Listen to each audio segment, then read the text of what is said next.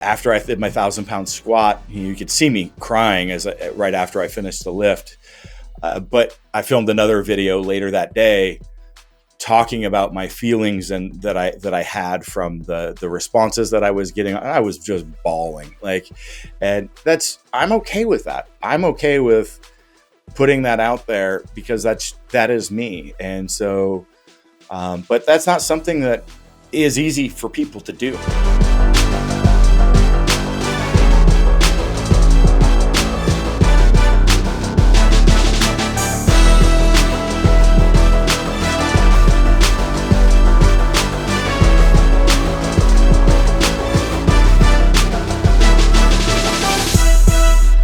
I'm an alchemist, and I developed an entire system of alchemy. And everything we've been discussing so far of the expression of Chris is the fire element. So the do, work through the pain is the fire element, the action element. The fire makes shit happen, right? It makes things go. Inside your engine is explosions, lots of them. And water is what controls fire. So if we don't have access to our feminine, our cooling capacity, the capacity to use the brake pedal, see, that's the won't power. I used to be a race car driver, and it takes a lot of skill to learn how to use a brake just enough to make a corner without wiping out. If you're too heavy on the fire, you're never going to be successful. If you're too heavy on the brake, you're always in the back of the pack. Exactly. So the balance between will and won't power takes a lot of us, especially with these intense upbringings, quite a while to learn how to bring the water element in. And if you're too alpha male, then you have this unconscious fear of being perceived by your peers and your tribe as weak if you express emotion or you say, I'm tired, I'm not going to train today. So it actually takes quite a transition of especially the male ego. And today I've worked with countless numbers of elite female athletes that are heavily masculinized, and they're having the same problems that guys do. But without those core values, you don't know where to step on the brake. You have no guiding structure. And that's something anybody that follows my social media, I know I get consistent feedback on, is the openness. Am I willing to talk about those issues, to be able to cry on camera, to be able to people really, they like someone that is in this, that. So many people that are social media personalities, influencers, whatever you want, always want to create this perfect image, right? Yeah. And so there's a video I shot 2 months ago where it's called, it's kind of a bit of a poem, but it's called Unkempt.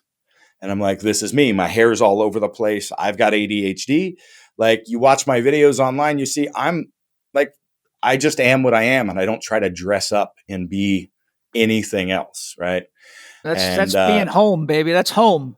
And after I did my 1,000-pound squat, you could see me crying right after I finished the lift.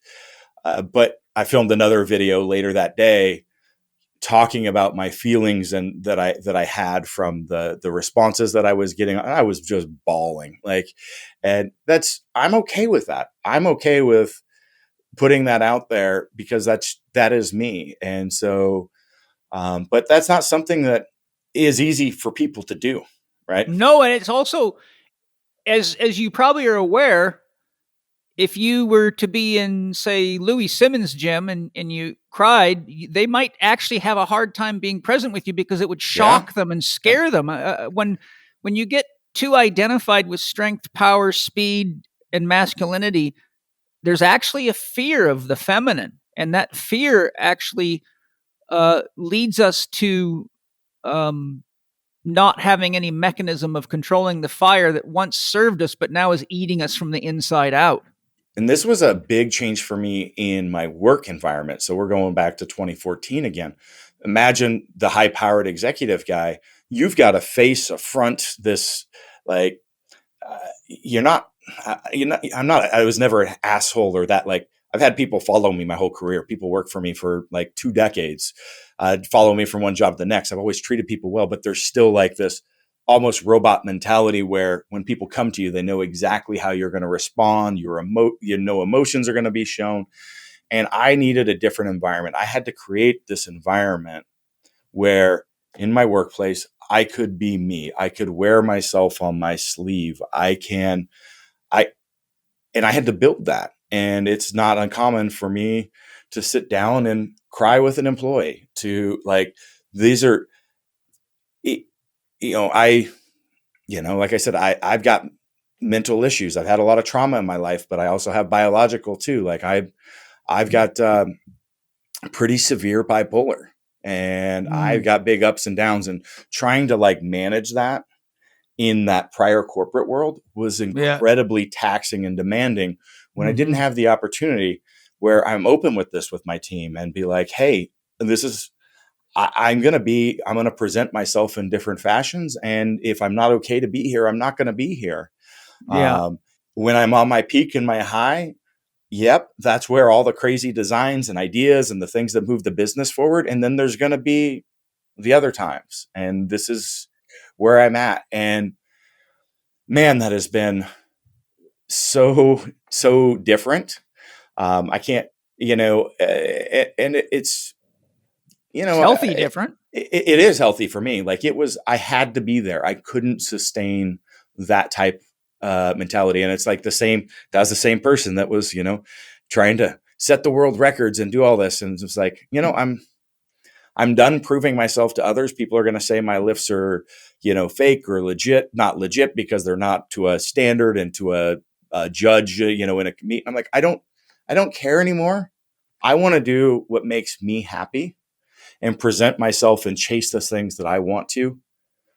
I've done that. I've been there and I'm moving on. And so I did it in a lot of different aspects, but creating the work environment for me to be able to be me, and then moving it still wasn't as much in social media, right? So that's been more in the last couple of years where I've shifted more to this is it. We can have some of those hard, deep conversations. We can feel those sorts of things. And it's, it just is. Yeah. It's actually beautiful. I mean, I really see from not only from looking through your book and listening to your story of your life that you're really coming into your fullness. You're finding that you don't always have to push things to the limit to be alive and to validate yourself, and that you can express your emotion and allow that to be okay. My wife says I have all the feels. Yeah. So the thing there is that's really what wholeness is about. And for a lot of people, it's scary. For a lot of men, it's scary.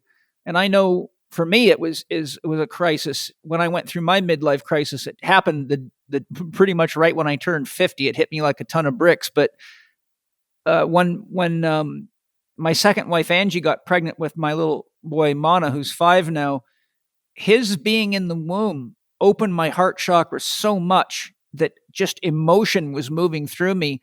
And I'd be watching a television and there'd be some emotional soupy thing that normally I would just like let it fly. And all of a sudden I'm crying my eyes out and I'm like, oh my God. Like the most like totally not realistic movies. Like they'll still hit me. Like I'll cry to cartoons sometimes. Like it's just like, I'm like, it hits my feels so much. And my wife laughs at me, but that's just the way I am. And yeah, but the big thing that's helped me with that transition is the impact it has on people. Yeah, well, it shows them you can be real. I've had so many people, reach out and say, you saved me from committing suicide. You have, you have done like so many different messages, emails, people trying to get through hold of me through customer service and so on, of the impact it's had on their lives. The book, the things like me just being present and being out there and allowing and sharing the struggles that I've had and the stories. It is, you take a lot of crap for it online, and I just ignore that because it's you can get a million of that, and then you get this one message from somebody and the impact that it has changed their life. And it's like, this is why I do what I do. Yeah, that's beautiful. And I've been fortunate enough to have enough of that kind of positive feedback that when it's tough going, that it keeps the wind in my sails, without that realization that we're really touching people's lives. And I think ultimately one of the most important ways that we make meaning in ourselves is when our life is actually supporting other people in creating more of what they want, or healing, or growing, because then we sort of, our soul reaches into the soul of the other.